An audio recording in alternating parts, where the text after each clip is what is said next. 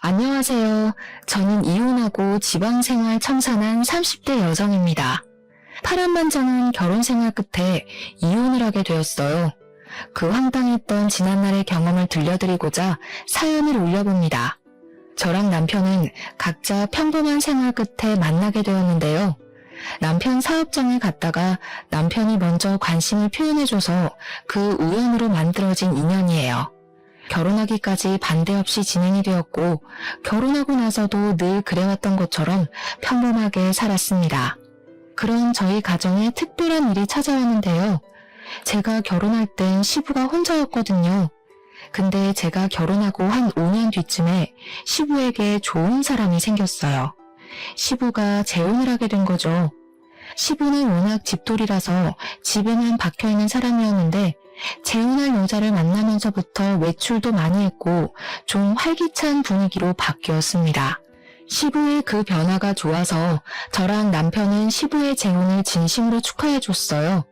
시부에게 배우자가 생겨서 노후가 덜 쓸쓸하겠다며 안심도 되더라고요.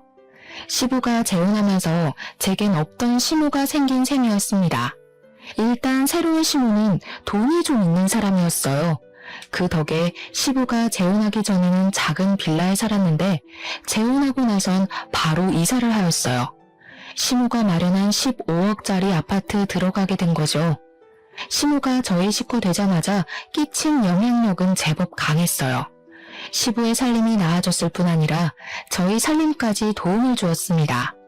제 남편이 음식 사업하고 있는데 시무가 엄마 노릇하고 싶다면서 남편에게도 사업 자금을 두둑히 지원해 준 거예요. 덕분에 남편은 사업장을 확장 및 성장시키는 데 큰 도움이 되었어요. 그 덕분에 남편은 시무를 금세 엄마로 인정했습니다. 시부도 시무를 자기 집안을 살린 구세주 같은 사람이라며 전적으로 신뢰했죠. 저도 처음엔 시무의 그런 통큰 마음과 포부가 멋있어서 같은 여자로서 존경했습니다. 그리고 남편이 잘 되는 건 당연히 저한테도 좋은 일이니까 더할 나위 없이 시무에게 고마웠어요. 그런데 무언가 이상한 기운을 받았던 건 정말 자각하지 못하고 있을 무렵부터 느껴지기 시작했어요. 시무가 유난히 저만 차별하는 것 같은 느낌이 드는 겁니다. 이런 생각은 자칫 가정 분위기를 망칠 수 있는 위험한 생각인 줄 알아서 저만의 착각이라고 생각했어요. 하지만 시간이 지날수록 시무가 어느 시점에서 저를 차별적으로 대하는지가 다 느껴지더라고요.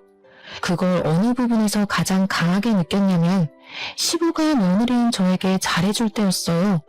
시부는 제가 며느리로서 자기 홀로 지낼 때 많이 신경 써준 걸 알아서 늘 고마워하던 사람이었어요. 원래 우리 가족은 시무가 없을 때부터 잘 지냈거든요. 그래서 시부는 제게 하던 대로 했을 뿐인데 희한하게 시무가 들어오고 나서 점점 가족 분위기가 달라지는 것 같았어요. 우선 제가 시무랑 눈이 마주치면 시무가 저를 흘겨보듯 눈길을 보냈는데요. 남편이랑 시부와 마주치면 금세 사근사근 웃더라고요. 그리고 제가 인사를 하거나 먼저 말을 걸면 못 들은 척을 해요. 그러다가도 주변에 시부나 남편이 있으면 제게 친한 척 하였습니다. 오해이길 바랬지만 제가 눈치 없는 미성년자도 아니고 살 만큼 산 성인인데 그 정도는 저도 판단 내릴 수 있었죠. 그렇다고 제가 당장 뭘 할 수 있는 건 없었어요. 제 개인적인 직감 때문에 대놓고 시비 걸지 않는 시무에게 따질 수 없었습니다. 그렇게 몇 달을 같이 지냈을 무렵 남편이 갑자기 제게 당황스러운 말을 건넸는데요. 엄마가 너한테 서운한 게 많대. 대체 평소 엄마를 어떻게 대했길래 엄마가 너 만나는 걸 눈치 봐? 설마 텃세라도 부렸던 거야? 무슨 소리야. 내가 뭐하러 어머님한테 그런 짓을 해. 당신은 내가 그럴 사람으로 보였어? 나랑 같이 지낸 세월이 얼만데. 알지. 그래서 나도 처음에 엄마 말 듣고 오해한 거라고 말했었어. 근데 사람이 느끼는 감정은 개인적인 거잖아. 엄마는 네 태도가 기분 나빴나 보더라고. 정말 예상치 못한 시점에서 남편의 경고를 들었는데 얼마나 어리둥절했는지 모릅니다. 저는 늘 평소대로 했을 뿐이고 가족 중 누구도 차별한 적이 없거든요. 시부의 아내이자 제 시모인데 어떻게 그랬겠습니까? 오히려 잘 보이려고 노력했고 시모가 새 가족에게 적응하기 힘들까봐 더 마음을 열고 다가갔을 뿐이었어요. 그런데 갑자기 서운한 게 많다뇨. 차라리 제가 더 서운하다고 하는 게 맞지 않나요? 시모가 저한테만 대면대면하게 굴었잖아요. 아니면 정말 남편 말대로 저도 모르게 시모에게 상처를 줬나 진심으로 돌아본 적도 있었습니다. 하지만 아무리 생각해도 시모가 어느 부분에서 감정이 상했는지 모르겠는 거예요. 그래서 며칠간 그 고민을 하다가 남편에게 한 번은 물어본 적이 있었어요. 대체 시모가 뭐가 그렇게 서운했더냐고 물어봤더니 남편이 얼마 전 시부 생신 얘기를 하는 겁니다. 시부는 생신날 외식하는 걸 좋아하는 분이세요. 그래서 저랑 남편이랑 시부 생신 한 달 전에 괜찮은 식당 예약을 해놓은 게 일상 중 하나였습니다. 사실 한 달 전에 예약하는 거면 가족 중에 누가 사정이 생길 수도 있다고 생각했어요. 하지만 저희는 시부는 생신을 챙기는 것에 의미를 두기 때문에 누가 참석하고 말고는 크게 신경 안 썼어요. 남편이 시간 안 되면 저랑 시부 단둘이서 식사를 했고 제가 시간 안 되면 남편이랑 시부 둘이 식사를 했었죠. 그게 저희 가족에서 암묵적인 룰 같은 거였어요. 그래서 시부가 재혼한 뒤 찾아온 생신 때에도 늘 하던 대로 한 달 전에 식당을 예약했습니다. 근데 시모가 갑자기 시부 생신 하루 전에 참석을 못할 것 같다고 하는 겁니다. 급한 일 때문에 급히 외국 출장을 가야 해서 어렵다 하더라고요. 그래서 시부 생신 하루 전날에 시부모님 둘이서 생신 축하를 미리 했다고 했어요. 그렇다고 저랑 남편이 시부 생신을 안 챙길 순 없는 노릇이었습니다. 시부모님 하루 전날 생신을 챙기게 됐다고 저희한테 언지를 준 것도 아니었어요. 이미 축하 자리를 다 가진 후에야 말씀하셨거든요. 그래서 예약된 식당을 취소도 못했습니다. 당일 취소하면 계약금을 다 날려야 했으니까요. 시모가 시간이 안 되면 남편이랑 저만 예정대로 시부 생신을 챙기면 되겠다고 생각했어요. 때문에 예약 취소는 안 했고 그 다음날 시모 없이 시부랑 당일 만나서 식사했었죠. 근데 시모가 그게 서운했다고 하는 겁니다. 남편이 들었던 시모의 말은 이랬어요. 시부의 배우자가 빠졌는데 어떻게 많은 가족들끼리만 모여서 식사를 할 수 있냐고 했다는 거예요. 그러면서 제가 자기 소외시키는 것 같았다 하대요. 소외라뇨. 말 같지도 않은 소리입니다. 저는 시모의 판단에 진심 당황스러웠어요. 남편은 저와 같이 했던 시간이 더 길기 때문에 제가 그런 의도 아니었다는 걸 이해해줬어요. 하지만 제게 한 번 더 조심스레 경고를 해주더라고요. 엄마가 마음이 여린 사람 같으니까 당신이 좀 더 신경 써줘. 아무래도 엄마가 우리 식구끼리만 똘똘 뭉쳐있다고 생각하는가 봐. 나랑 아빠는 같은 혈육이라 괜찮은데 어떻게 보면 당신은 생판 남인 거잖아. 그래서 엄마가 괜히 불편하게 느끼는 것 같아. 어렵겠지만 당신이 더 젊으니까 노력 좀 해주라. 너무 어이없었지만 그래도 이때까지는 남편 말대로 제가 더 노력하고자 마음먹었습니다. 저 하나로 인해 좋았던 가정 환경을 망치고 싶지도 않았고 또 제가 의도하지 않은 언행이나 표정으로 인해서 시모가 과민하게 받아들였을 수도 있다고 생각했거든요. 말했다시피 사람의 감정은 개인적이니까 제가 그러지 않았다고 상대방이 제 의도와 같은 감정을 느낄 거란 건 확신할 수 없는 일이잖아요. 차라리 제 실수가 있었기를 바라기도 했습니다. 그럼 시모와 오해를 풀고 잘 지냈을 테니까요. 하지만 그게 뜻대로 잘 안 되었어요. 시모의 당황스러운 태도는 제가 조심하고 신경 쓴다고 되는 게 아니란 걸 알았습니다. 어느 날 있었던 일인데요. 남편이 시모 덕분에 사업적으로 굉장히 승승장구했거든요. 그 때문에 남편은 시모한테 정말 헌신하는 아들이 되었는데요. 남편이 오랜만에 시댁에 가서 밥을 먹자고 하는 겁니다. 남편의 제안에 저도 흔쾌히 수긍을 했어요. 우리 시부는 재혼하기 전 저랑 남편과 함께 소고기를 좋아하는 편이었습니다. 그래서 식사를 하게 되면 주로 소고기가 메인이었고 이것 또한 암묵적인 텔레파시 같은 거였어요. 사실 소고기 잘 못 먹는 사람 없잖아요. 저는 당연히 시모도 좋아할 줄 알았습니다. 남편도 시모에게 물어볼 생각 안 하고 소고기 싫어하는 사람 어디 있냐면서 당연하게 한우를 구매해 시댁을 방문했어요. 가니까 시모가 먼저 우리를 반겨주더라고요. 시부랑 남편이 있어서 그런지 제게도 친절한 눈웃음을 보여줬습니다. 그때쯤엔 제가 시모의 이면적인 얼굴을 더 많이 봤던 때라 시모가 제게 웃어주는 것이 더 어색했을 때였죠. 저는 시부모님에게 인사드리고 바로 식사 준비를 시작했습니다. 그러자 시모가 또 보여주기 식으로 저를 돕기 위해 주방으로 들어오더라고요. 그리고 남편이랑 같이 장봐온 소고기를 막 들추더니 시부랑 남편한테까지 안 들리는 작은 목소리로 제게 말을 걸어왔어요. 어떻게 먹을 게 고기밖에 없다니? 지금 한우만 사온 거 맞지? 뭘 준비할 땐 어른한테 먼저 연락해서 허락을 받는 게 예인데. 이것도 네 의견이야? 네? 저희는 평소 같이 밥 먹을 때 꼭 소고기를 먹었거든요. 남편도 어머님께서도 소고기 좋아하실 것 같다고 굳이 물어볼 필요 없다고 해서요. 소고기 안 좋아하세요? 남편이 그렇게 얘기를 해도 마누라 되는 사람이 한 번 더 시부모님한테 확인을 했어야지. 센스가 있는 편도 아니구나. 됐으니까 내가 전복 사온 거 있거든. 그것도 손질해놔라. 저한테 그런 식으로 불평을 늘어놓는 시모는 냉장고에서 골드키위 2개를 꺼내서 거실로 가버렸습니다.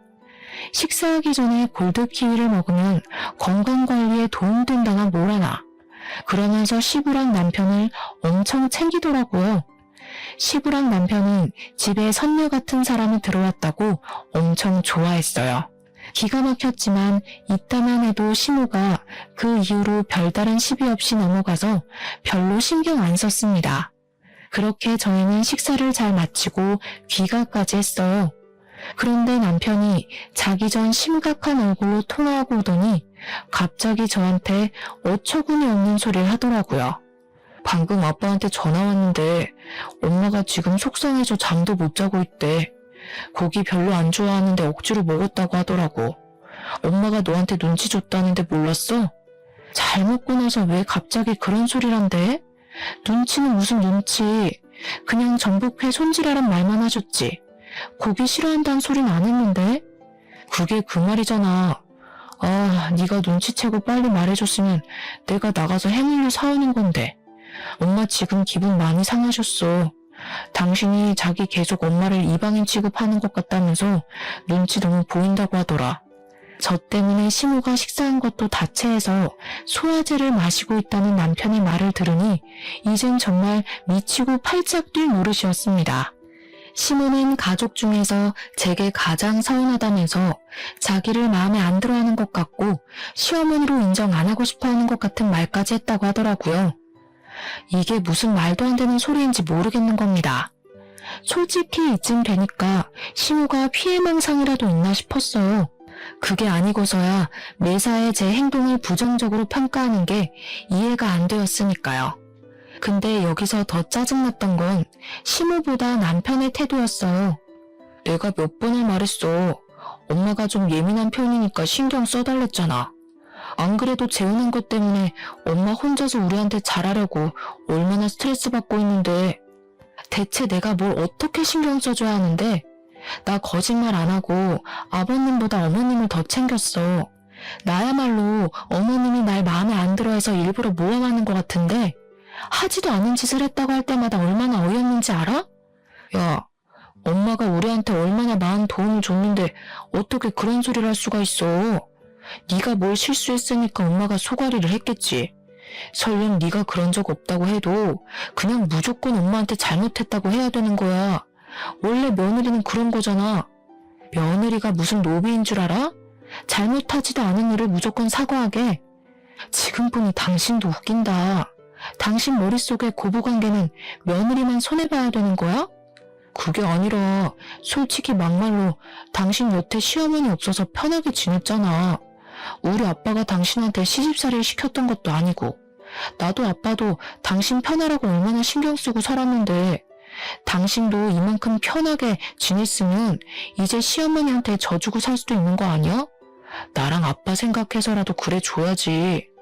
남편이 시모를 굉장히 엄마로 생각해서 제게 서운함을 토로하는 건 아니었어요. 제 감이었지만 남편은 시모가 자기 사업에 돈을 퍼주어준다는 이유만으로 제 감정을 묵살하기로 마음먹은 것 같았습니다. 그저 시모의 심기가 불편할까봐 그것만 신경 썼고 시모가 자기 사업에 돈을 안 써줄까봐 걱정돼서 저를 나무라는 것 같았어요. 제 남편이 이런 무책임한 사람이 아닌데도 이렇게 막무가내로 참고 그냥 비위만 잘 맞추라 강요하는 것 보면 말이죠. 그 뒤로 저와 남편의 관계는 급속도로 냉각되었습니다. 제가 일방적으로 남편을 상종하지 않았기 때문이었어요. 남편과 대화를 하면 어쩔 수 없이 시모의 존재가 튀어나오기 마련이었고 그럼 저희는 사이 괜찮다가도 그날 하루를 통째로 망치게 되었으니까요. 언젠가부터 가정의 평화가 깨지자 제 하루하루는 솔직히 지옥과도 같았습니다. 남편 말대로 시부가 재혼하기 전만 해도 제겐 시모가 없었어요. 그래서 고부 갈등 겪을 일도 없었고 따로 시모란 존재로 인해 스트레스 받을 일도 그저 남일이었죠. 하지만 그렇다고 새로 생긴 시모에게 고나리질을 당연히 당해야 한다는 논리는 납득할 수 없었습니다. 고부 갈등과 시모의 지적질이 며느리의 숙명이라고 말하는 남편에게 너무 서운했어요. 이건 남편이 제게서 마음이 떠났고 변해버렸다고 얘기를 하는 게 설명하기 쉬웠습니다. 근데 여기서 변한 사람이 남편만 아니었다는 것도 제겐 고민거리였어요. 평소 남편보다 저를 더 많이 아꼈던 시부가 남편 못지않게 돌변해버렸는데요. 시모가 그간 무슨 입김을 불어넣었는지 저를 바라보는 시부의 눈빛이 예전 같지 않은 겁니다. 심지어 시부는 남편보다 훨씬 감성적인 사람이라 제가 힘든 것에 대해 유독 많이 신경 써주었는데 어느 날은 저를 따로 부르더니 정말 서운한 소리를 하시더라고요. 너 시애미가 돈 대준다는데 시험관이라도 해볼래? 너도 이제 40을 바라보는 나이인데 아이 가지려면 아무래도 서두르는 게 좋지 않을까 싶어서. 사실 저는 난임이라서 아기를 포기하고 살고 있었습니다. 그건 남편과 시부도 당연히 알고 있는 사정이었어요. 솔직히 초반에는 제가 빚을 내서라도 아이를 가지려고 했었습니다. 그런데 남편이랑 시부가 미리 시험관에 대해 조사를 해오더니 생각보다 쉽지 않은 일임을 알고서 굳이 권유하질 않았어요. 아무래도 시험관을 하면 산모 몸이 많이 망가진다고 하더라고요. 남편이랑 시부도 아이가 있으면 좋겠다고 생각하셨지만 그래도 제 건강에 더 중점을 두는 겁니다. 그러면서 제 몸이 고생하면서까지 비싼 돈 들여서 시험관 할 필요 없다고 하더라고요. 우리끼리 잘 먹고 잘 살면 된다고 해서 아이 문제는 그 이후로 더 이상 언급이 안 되고 있었던 부분이었어요. 근데 시모가 시부한테 왜 저랑 남편 사이에 아이가 없냐고 물어본 것 같더라고요. 그래서 시부가 어쩔 수 없이 제가 난임이라는 걸 시모에게 밝힌 것 같았죠. 시부는 제가 상처받을 걸 고려해서 시술을 단 한 번도 물어본 적이 없는 사람이라 했잖아요. 근데 무슨 바람이 불었는지 갑자기 시험관을 제안하는 겁니다. 너무 당황스러웠어요. 아버님, 손주는 필요 없다고 하셨잖아요. 그래도 그땐 이제 막 30대로 올라왔던 때라서 체력이 괜찮았지. 지금은 못해요. 갑자기 왜 마음이 바뀌신 건데요? 그렇긴 한데 네 시애미 말 들어보니까 손주가 있어야겠더라고. 나중에 우리 재산은 다 누가 책임질 거냐? 너 하나 때문에 우리 집 대가 끊기는 건 좀 아닌 것 같더라. 지옥 가면 그 원망을 내가 다 살 거 아니니? 네 몸이 힘든 건 알겠는데 그동안 우리가 네 편이 많이 봐줬으니까 이젠 우리한테 좀 맞춰주는 게 어때? 정말 말도 안 되는 핑계라고 생각했습니다. 손주를 가지라는 제안도 황당했지만 그 이유가 시모 때문이라는 것이 저를 더 한숨 짓게 만들었어요. 제가 시무를 굳이 마주치지 않아도 남편이랑 시부 때문에 항상 시무의 존재를 느껴야 했는데요. 그게 어느 순간부터 너무 진절머리 나더라고요. 시간이 지나다 보니까 시부랑 남편만 봐도 시무가 떠오르곤 했어요. 그 사람들 입에서 나오는 시무는 제가 알고 있는 시무랑 늘 달랐으니까요. 제가 느끼는 부정적인 감정이 전부 시무한테서 파생되어 나오고 있었다는 걸 깨닫자마자 저는 시무랑 대화를 제대로 해보고 싶었습니다. 단 한 번도 시무랑 둘이서 마주보고 얘기해 본 적이 없었거든요. 그래서 시무에게 연락해 따로 만남의 장소를 가졌죠. 오해하지 말고 들어주셨으면 좋겠어요. 어머님께서 저한테 불만이 있는 것 같아서요. 혹시라도 제가 뭘 실수하고 있다면 차라리 저한테 말씀해 주시겠어요? 괜히 아버님이랑 남편한테 말해서 저희 가족 분위기 흐리지 마시고요. 대체 저한테 왜 이러세요? 제가 마음에 안 드시는 거예요? 이제 알았니? 네가 언제 그런 소리를 하나 기다리고 있었어. 내 예상보다 좀 더 오래 걸리긴 했지만 이제라도 눈치챘으면 이혼도 좀 해줄래? 저 이때 잘못 들은 줄 알았습니다. 그래서 시무에게 되풀이되는 질문을 다시 했었죠. 뭐라고 그랬냐고 무슨 소리 나는 말밖에 못했어요. 나 아는 아가씨가 있는데 내 아들이랑 결혼시키고 싶거든. 사업 파트너 관계 맺으려고 그러지. 너처럼 부모도 없고 집안 배경도 없는 사람들은 잘 모르겠지만 원래 나처럼 사업으로 먹고 사는 사람들은 파트너가 중요하단 말이야. 이렇게 말 안 하면 또 눈치채는데 오래 걸렸으려나? 네가 우리 가족한테 쓸모가 없는 것 같아서 바꾸려는 거야. 사람에게 상처되는 말을 하면서도 시무는 아주 당당했습니다. 제 남편이 체인점 음식 사업을 하고 있다고 했잖아요. 근데 시무가 하고 있는 일도 음식 사업이었거든요. 아무리 그래도 그렇지 자기 기준에 쓸모없다고 생각해서 가족을 쫓아내는 게 어디 있나요? 이런 것도 굴러들어온 놈이 박힌 돌 빼낸다고 표현할 수 있을까요? 그날 시무를 부른 건 저였는데도 너무 황당해서 이걸 몰래 녹음했습니다. 시무는 자기 할 말만 하고 바쁘다며 자리에서 일어났어요. 그렇게 헤어진 뒤에 저는 남편한테 가서 시무의 실체를 곧장 들려줬습니다. 그런데 제가 남편을 그때까지도 신뢰하고 있었나 봐요. 남편의 반응이 더 당황스러웠어요. 사실 나도 알고 있었어. 당신한테 언제 말해야 하나 고민했는데 잘 됐네. 이왕 이렇게 된 거 그냥 말할게. 우리 이혼하자. 내 나이면 그렇게 막 늙은 것도 아니잖아. 다시 가정 꾸리기도 좋고 엄마가 나 빨리 부자 되게 해준다더라고. 엄마한테 들었다시피 나 솔직히 더 크게 성공하고 싶거든. 오히려 제가 남편한테 이혼 통보를 받게 되는 이상한 상황이 연출되었어요. 마지막 지푸라기를 잡는 심경까진 아니었는데도 그게 제게 마지막 지푸라기와 같은 기회가 되어버렸습니다. 남편은 시무가 위자료를 두둑하게 챙겨준다고 했으니까 소송할 생각하지 말고 조용히 나가줬으면 좋겠다고도 하더라고요.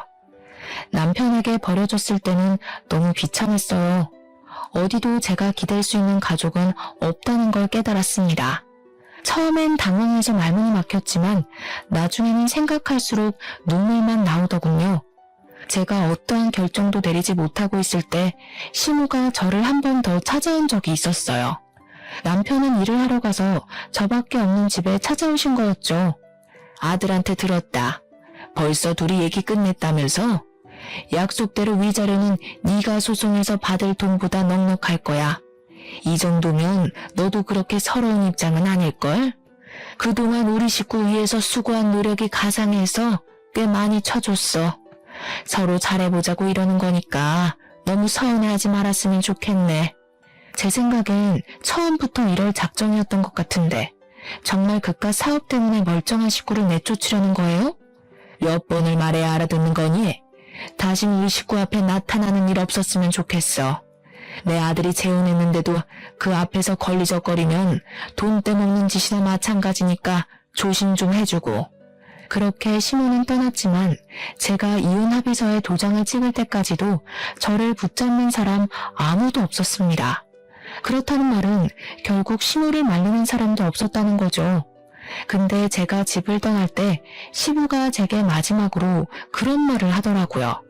살다 보니 손주의 존재가 중요한 것 같아서 그러는 거니 속상해하지 말라고요. 그러니까 시부는 제가 시험관 수술을 하기 싫어서 차라리 이혼을 선택한 거라고 알고 있었어요. 시모가 시부에게 나쁘게 보이고 싶지 않아서 또 거짓말을 쳐놓은 것 같았습니다. 시부가 여전히 제게 가족이었다면 시모의 만행을 밝혀줬겠지만 사실 그렇게 했다가 남편한테 한번 배신당했잖아요. 시부라고 안 그럴 것 같지 않더라고요. 그래서 저는 그냥 시부에게 시모에 대해 말도 안 하고 나와버렸어요.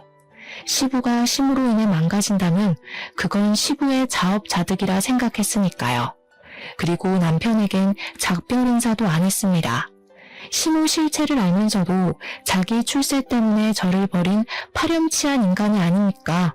그 사람들이 얼마나 잘 먹고 잘 살지 모르겠지만 저도 이왕 이렇게 돼버린 거 깔끔하게 미련을 놓았어요. 당연히 아쉬운 부분도 있었죠. 그래도 그 잠깐 위태로웠다고 막상 빠져나오니까 살만하더라고요.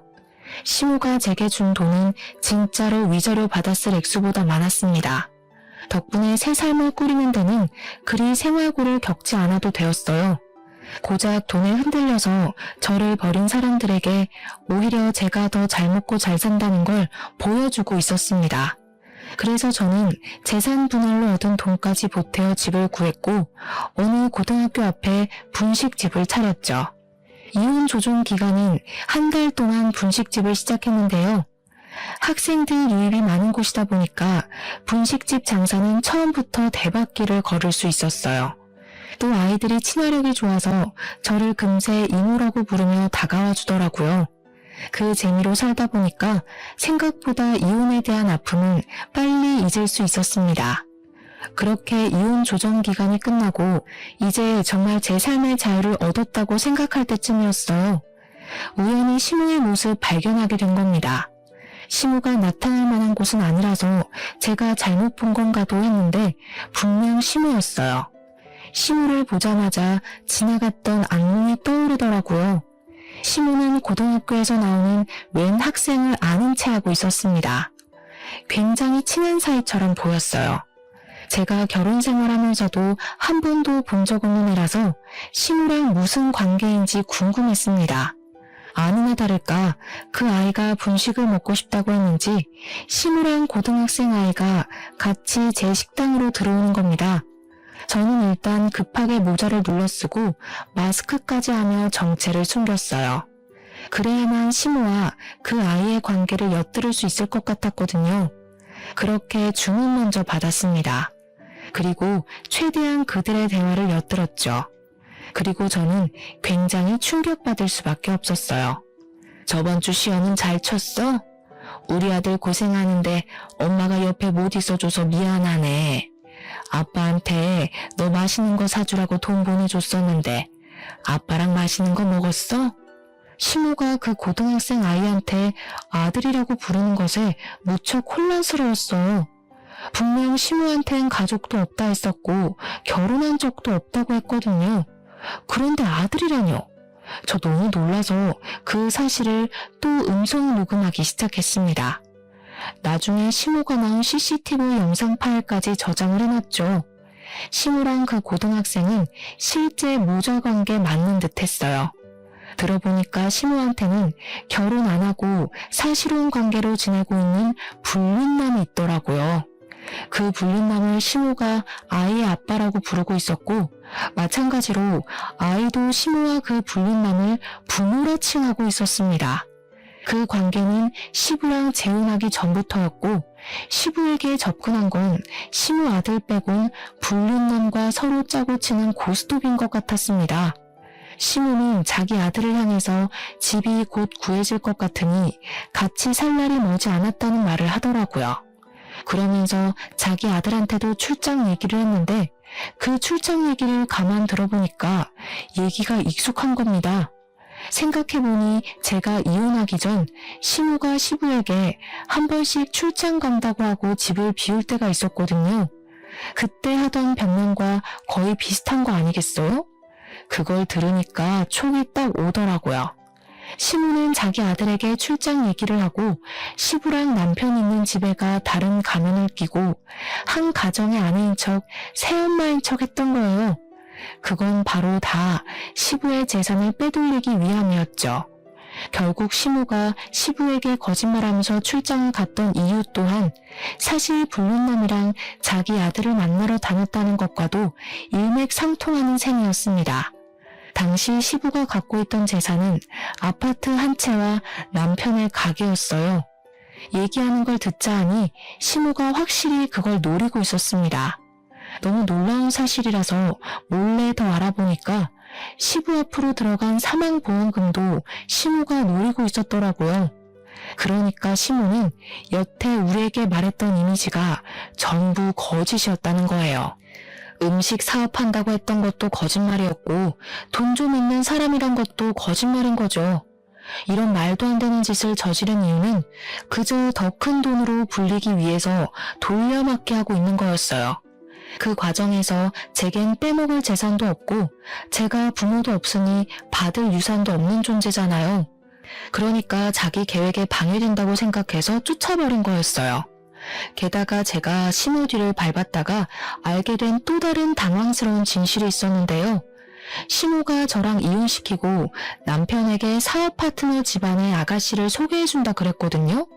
근데 사실은 남편을 꼬드기려고 붙인 아가씨가 불륜남의 배다른 딸내미인가 보더라고요. 결국 고등학생인 시모 아들만 이 사실을 모르고 있었고 시모랑 불륜남이랑 불륜남 딸만이 이 계획의 주인공들이었어요. 이미 그들과 저는 끝난 관계였지만 그래도 한때 법적으로 묶여있던 가족이었잖아요. 그러니 제게도 남일 같지만은 않더라고요. 너무 충격이었습니다. 그리고 한편으론 시부가 얼마나 무식했으면 이런 콩가루 같은 사람을 못 알아봤을까 그런 생각도 들었어요. 시부랑 남편은 여전히 시모의 존재에 대해 모르고 있을 겁니다. 이제 막 돈에 눈을 뜬 사람들이라서 만약 시모의 실체를 알았다면 저한테 연락이 왔을 거라고 생각하거든요. 시모는 한 며칠 출장 간다고 거짓말을 해놨는지 자기 아들 학교를 연이어 찾아왔습니다. 당연히 저희 분식집도 여러 번 들렸죠. 그때마다 저는 음식을 갖다 주며 그들 대화를 항상 녹음했어요. 그리고 이만하면 충분한 증거가 됐다고 생각했을 때쯤 시모에게 친히 목소리를 들려줬습니다. 시모가 계산하고 나가려고 할 때 모자랑 마스크를 벗었어요. 오랜만이네요. 근데 아들이 있는 줄은 몰랐어요. 듣자 하니 아드님은 아무것도 모르시는 것 같은데 좀 불쌍한 것 같기도 하고.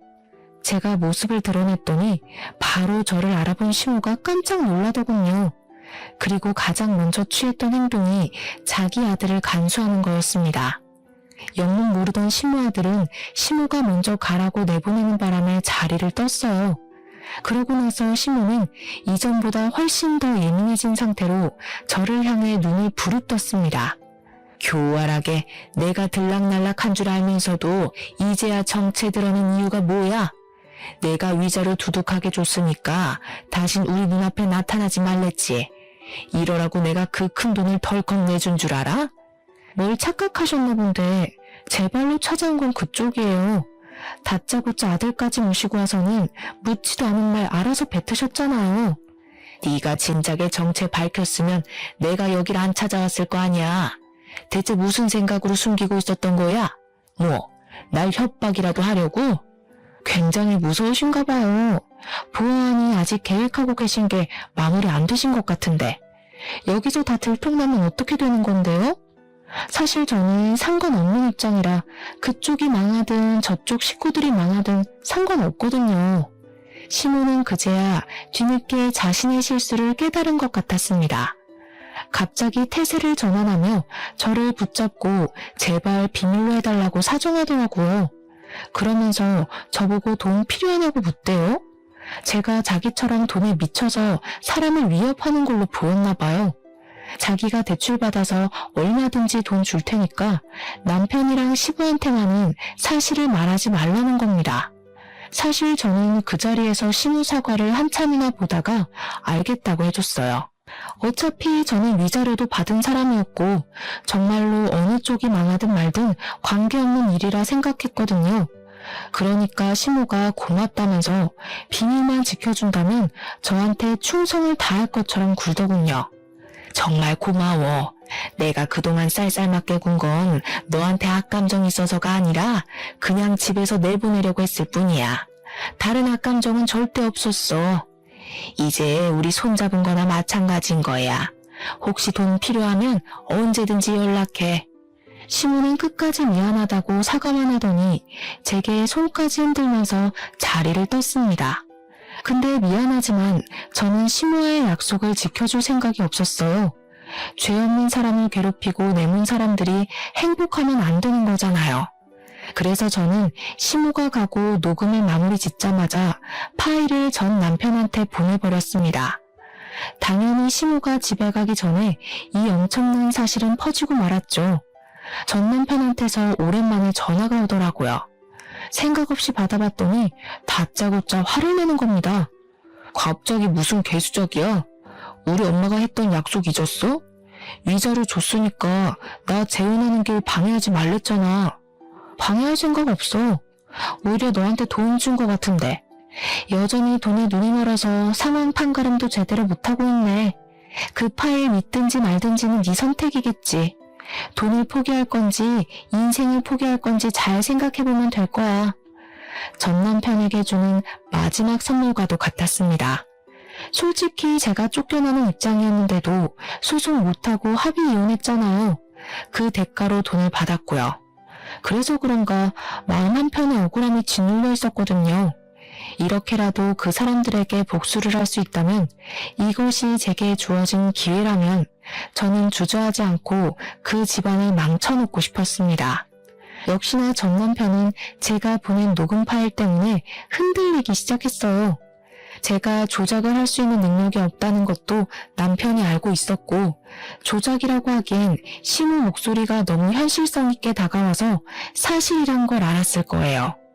그때쯤에 저는 CCTV 영상까지 전 남편한테 보냈습니다. 그랬더니 전 남편한테서 2번의 연락은 오질 않았어요. 분명 확인은 했는데 말이죠. 그리고 그날 저녁, 시댁은 결국 풍비박산이 난 듯 했습니다. 시모가 뒤늦게 저한테 전화와서는 쌍욕을 하면서 저 때문에 돈 날렸다고 소리치더라고요. 감히 내 뒤통수를 쳐? 너 내가 얼마나 무서운 사람인지 모르지? 나 우리 가족을 위해서라면 뭐든지 하는 사람이야. 네가 하는 가게 절대 가만 안 둘 거야. 쳐들어가서 다 망쳐놓을 거야. 멀쩡한 내 인생 망쳐놓은 사람이 누군데요? 그렇게 무능력하면 바보처럼 살 것이지 왜 사기를 쳐서 여러 사람 피곤하게 만들어요. 아줌마가 저한테 사과한 것도 솔직히 아줌마 살려고 머리 쓴 거잖아요. 제가 2번 당할 줄 아세요? 부모 없이 큰 것들이 이렇게 융통성 없고 독하기만 하더라. 너 지금 사람 잘못 건드린 거야. 내가 이대로 넘어갈 거라고 생각하면 오산이라고. 너 때문에 다 망쳤으니까 너도 나한테 받아갈 위자료 다 토해내. 한번 해보세요. 누가 더 망가질지 저도 궁금하네요. 일단 그쪽이 한 번만 더 주둥아리 함부로 놀리면 난 이제 아줌마 아들을 찾아갈 생각이에요. 멀쩡하게 학교 다니는 아줌마 아들 인생도 같이 시궁창 만들고 싶으면 계속 해봐요. 아줌마가 저한테 하는 것 2배로 아줌마 아들이 그대로 받게 될 거예요. 시모가 자기 아들을 바라보는 눈빛은 시부랑 남편한테도 보여주지 않았을 만큼 인정이 많았습니다. 그래서 그 아들이 시모의 최대 약점이라는 걸 바로 알 수 있었어요. 미성년자 인생을 갖고 놀 생각은 당연히 없지만 시모를 그렇게 겁주지 않으면 멈추지 않을 것 같더라고요. 역시나 시모는 자기 아들을 걸고 넘어지니까 어쩔 수 없이 항복을 하였습니다. 그리고 그 뒤를 예상한 절차였어요. 결국 시부가 시모를 이혼소송 걸었다고 하더라고요. 또 전 남편은 자기가 만나고 있던 재혼녀가 시모의 의붓딸이라는 걸 알고 제대로 충격받은 것 같았습니다. 자기 아빠 재산 때문에 붙어 있었던 여자라고 하니까 약간 사람에 대한 깊이까지 생길 것 같았어요. 나중엔 저한테까지 연락이 오더라고요. 연락 와서는 미안했다고 다시 재결합할 수 없겠냐고 애걸하는 거 아니겠습니까? 당신 말대로 내가 진짜 돈에 눈이 멀었던 거야. 미안해. 내가 당신한테 얼마나 큰 실수를 했는지 감히 다 말할 수 없을 정도겠지만 앞으로 반성하면서 살게. 평생 당신한테 헌신하고 살 테니까 제발 다시 돌아오면 안 될까? 한 번 돈맛 본 사람인데 두 번째 유혹 왔을 때 안 할 거란 확신이 어디 있어. 나는 너랑 네 아빠가 내 인생에서 꺼져줘서 이제야 마음 좀 편해지는 것 같은데 나더러 다시 그 뻔뻔한 낯짝들을 보고 살라고? 내가 무슨 테레사 수녀인 줄 알아? 내가 볼 땐 네 아빠나 너나 그냥 독거 인생으로 재미없게 살다 갈 팔자 같거든. 무슨 욕을 해도 다 들어줄 수 있어. 그러니까 재결합만 하자. 아빠도 너한테 엄청 미안해. 네가 다시 돌아오면 아빠가 재산의 일부를 너한테 상속하겠대. 그 좋은 걸 나한테 왜 줘? 돈 좋아하는 둘이서 평생 재산 끼고 살면서 알거지 신세나 모면하세요. 아니면 너네 아빠한테 돈 많은 다른 아줌마 좀 꼬셔보라고 하던가. 한 번 잃은 신인은 두 번, 세 번도 잃을 수 있다고 보기에 무시해버렸어요. 그렇게 하고 싶은 말 다 하고 전화를 끊은 뒤론 전 남편 쪽에서 더 이상 연락이 없었습니다. 나중에 어쩌다가 우연히 듣게 된 소식인데 시무 덕분에 커졌던 전 남편 사업장 규모가 말도 안 되게 축소되었다고 하더라고요. 저는 전 남편의 멘탈이 많이 흔들려서 사업장 운영이 힘들어진 줄 알았거든요. 근데 알고 보니 빚 때문이더라고요. 시무가 사기치려고 대출을 엄청 많이 받아놨대요. 게다가 시부 몰래 시부 앞으로도 대출을 몇 번 받았고 시부가 시무를 향한 신뢰 때문에 의심 없이 대출을 해준 적도 있었다고 했어요. 그래서 시무 앞으로 된 빚이 너무 많았는데 시부가 이혼하면서 그 빚을 나눠 갚는 바람에 전 남편이 큰 사업장을 계속 운영할 수가 없었던 거죠. 안타깝게도 사업장을 축소하자마자 매출이랑 바로 직결이 되어 수익이 뚝뚝 떨어진 것 같았습니다. 집도 팔고 작은 집으로 이사 갔다는 말을 들었는데 사실은 그게 아니라 남편 사업장에 있는 사무실에다 자리를 깔아놓고 자고 먹는다는 얘기도 있었어요. 그 동네만 가도 주민들이 알아서 다 얘기를 해주니 그 사람들 소식은 딱히 궁금할 새가 없더군요. 뭐가 진실인지 몰라도 우선 어렵게 지내고 있는 건 맞는 듯 했어요. 잘 되었다고 생각합니다. 다른 사람의 인생을 함부로 대했다면 그만한 대가는 감안했어야 한다고 생각해요. 저도 그걸 전 남편과 시부, 시모를 보고 잘 배웠기 때문에 함부로 누구를 벼랑 끝에 내모는 짓은 하지 않을 겁니다. 그런 말도 있잖아요. 내가 대접받고 존중받으려면 내가 먼저 다른 사람을 그렇게 대해야 한다고요. 여러분들도 더불어 사는 사회에서 누군가를 짓밟고 내 인생을 일으켜 세우지는 마셨으면 좋겠어요. 그럼 여기까지 쓰도록 하겠습니다. 감사합니다.